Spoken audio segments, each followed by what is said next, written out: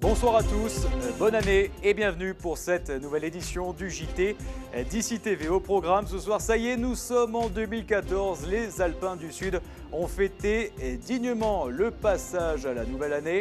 On y revient dans quelques instants. Plus d'habitants dans le 05. Les chiffres ont été publiés hier par l'INSEE. Plus 8000 habitants entre 2006 et 2011. Et puis zoom en fin de journal sur la Laetitia Roux, la célèbre course de ski alpinisme. C'est demain à Réallon. On y revient en toute fin de journal. Mais pour l'heure, on passe à votre météo de ce jeudi et la neige qui sera de la partie dans les Alpes du Sud. En famille, entre amis, en couple, autour du lac de Serponçon ou sur les pistes de Montgenèvre, les Alpins du Sud ont fêté dignement le passage en 2014. Alors comment s'est passé votre réveillon? Adrien Citeau s'est rendu ce matin à Céus pour le savoir. Qu'est-ce que vous avez fait comme réveillon? Un dîner à deux avec mon épouse et notre bébé. Vous n'avez pas fait la fête? Si, on a fait la fête avec Arthur, télévisuellement. Réveillé entre copains dans un petit village qui s'appelle Sex, des Hautes-Alpes, très sympa. On s'est couché vers 6h du matin. On était 14, tous Aix ou Nice. Elle vous a dit 14, vous savez comment elle a trouvé 14? Elle a compté les jambes et elle a divisé par 2. Donc c'était très simple. Donc on a fait Shabbat, il y avait un mur de neige. Là on a fait ce matin le mur des lamentations. Et à table hier on a demandé, bien sûr puisqu'on est une équipe d'Israël, on a demandé notre vin préféré, c'est-à-dire le 20%. Bon, dites-moi, vous avez l'air encore bien gratiné là. Après la raclette et la fondue, c'est vrai, c'est exact. Vous avez passé une bonne nuit? Paisible, à l'âge qu'on a, paisible. Vous êtes couché à quelle heure? 4h du matin. Et ça c'est paisible, 4h du matin?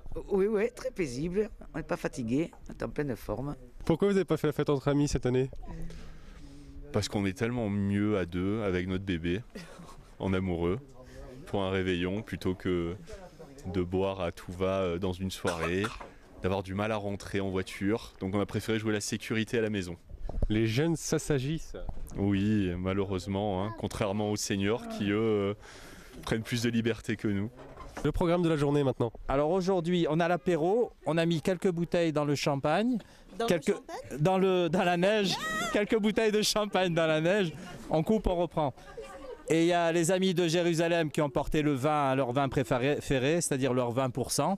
Donc on va attaquer tout ça. Donc voilà le programme de la journée. Alors hier soir, il y avait de nombreuses façons de s'amuser dans les Alpes du Sud, comme à Saville-le-Lac où un grand feu d'artifice a été tiré. 2000 personnes étaient sur place. Reportage signé Robert Caillol.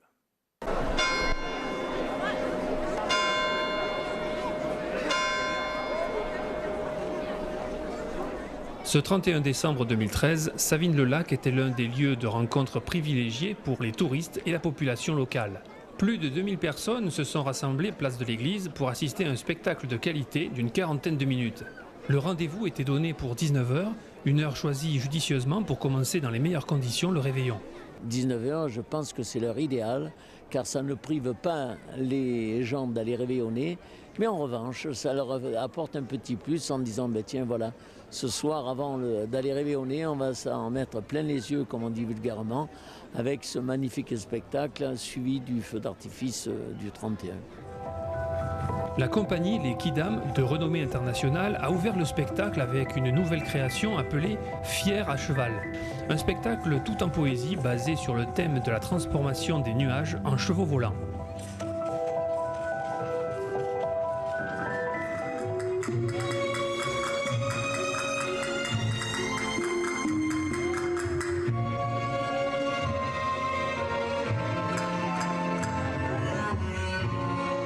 De musique en chorégraphie, le public s'est laissé emporter vers les lumières d'un impressionnant feu d'artifice cadencé.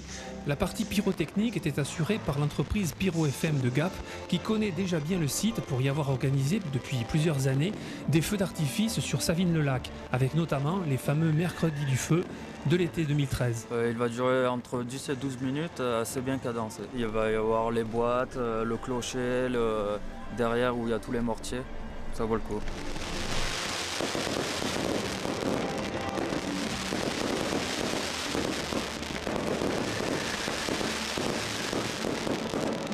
Un grand spectacle qui a su faire briller les yeux d'un public conquis et une soirée mémorable pour les Savinois qui peuvent se projeter vers une nouvelle année 2014 avec un brin de fierté. Mais en tant que Savinois, on a l'habitude d'avoir ce genre de prestations. Mais alors ce soir, je crois qu'on a atteint des sommets dans la qualité. Puis regardez ce monde, je veux dire, ça a émerveillé tout le monde. Ouais, magnifique, superbe, énorme. C'est un beau cadeau de fin d'année. Ah oui, oui, oui. La révérence des chevaux, tout ça, c'était beau, c'était très beau. Et puis le final, le finish du feu d'artifice, c'était extraordinaire. C'était vraiment magnifique, très très beau. C'était merveilleux, Magnifique, un grand moment de spectacle, rêve. super. On voit que les impôts sont bien distribués à Savines-le-Lac.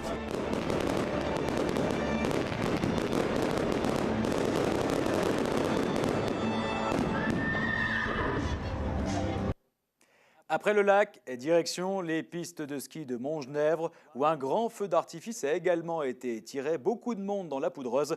Reportage sur place signé Cyril Charlot.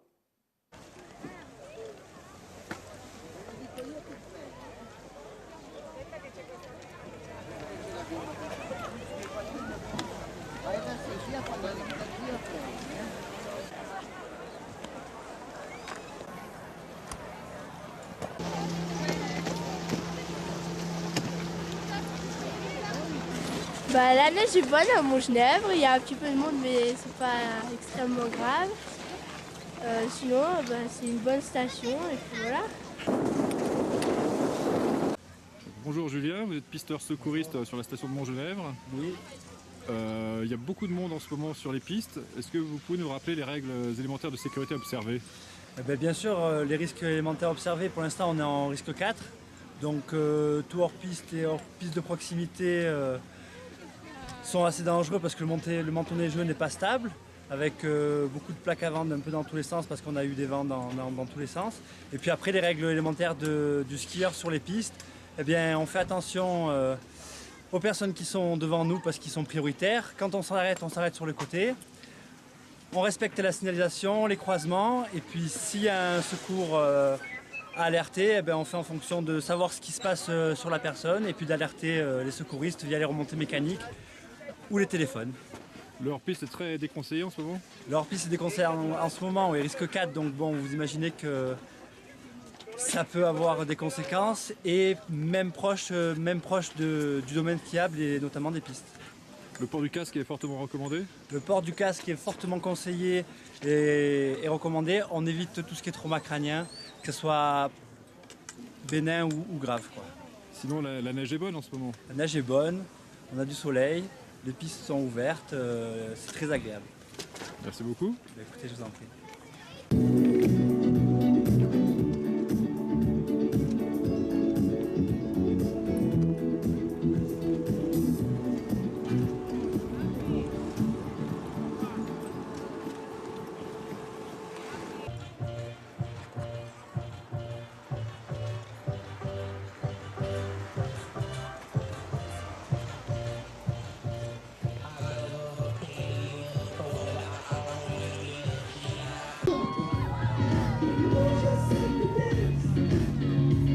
Et bien sûr, merci aux moniteurs de l'école de ski français qui les encadrent, qui leur permettent de descendre.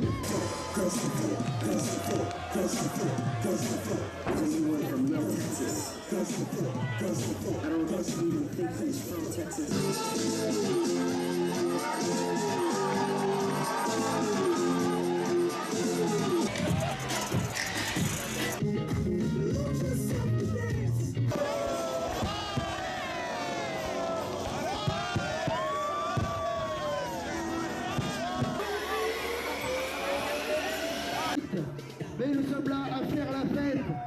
Voilà, on va faire la fête ici encore un petit quart d'heure. Et là...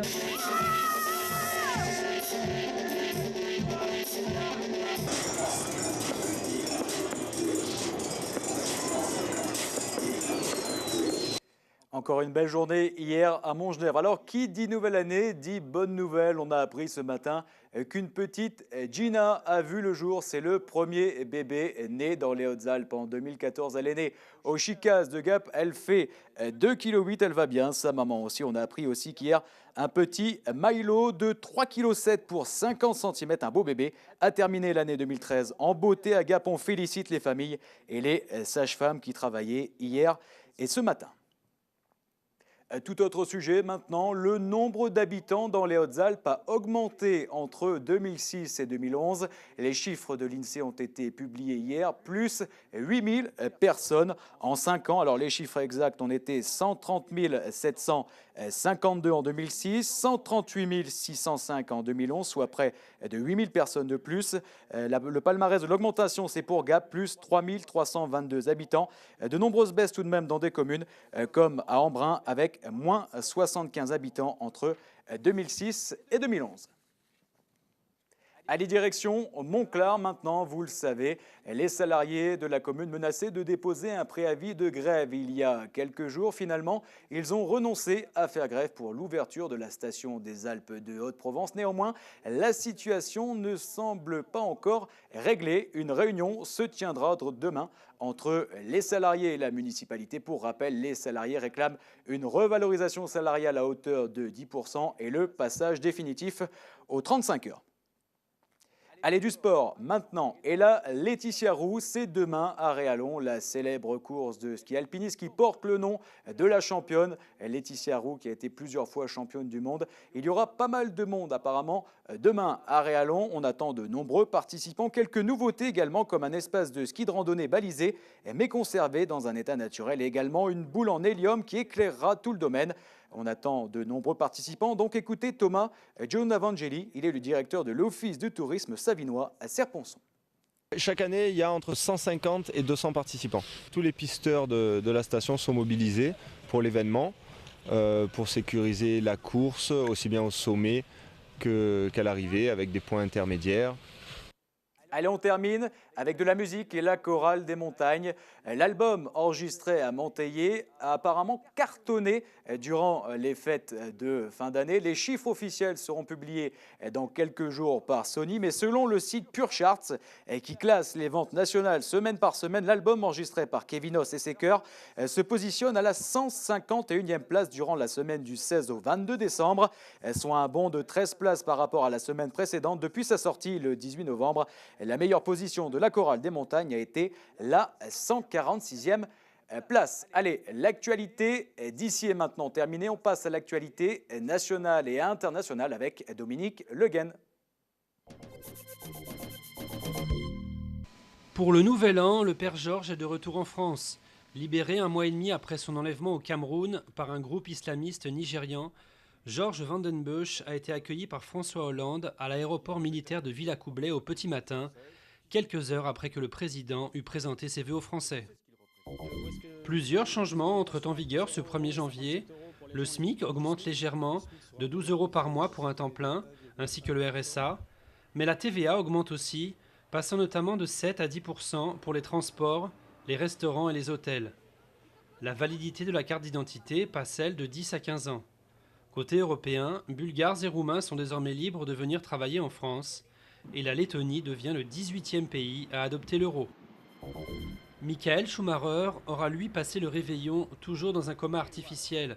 Le pilote allemand, au chevet duquel s'est rendu Jean Todt, son ancien patron chez Ferrari, est toujours dans un état critique mais stable à l'hôpital de Grenoble après son accident de ski à Méribel en Savoie.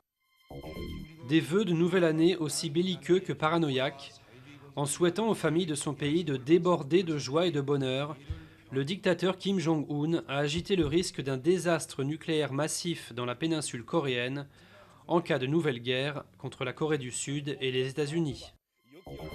Pendant ce temps, dans d'autres pays du monde, on fêtait le passage à 2014 librement, comme ici à Times Square, à New York, à Paris sur les traditionnels Champs-Élysées, à Marseille, ville qui a bouclé son année de capitale européenne de la culture, à Istanbul en Turquie, ou encore à Tokyo au Japon, où un lancer de ballon a côtoyé les traditionnels rituels Shinto.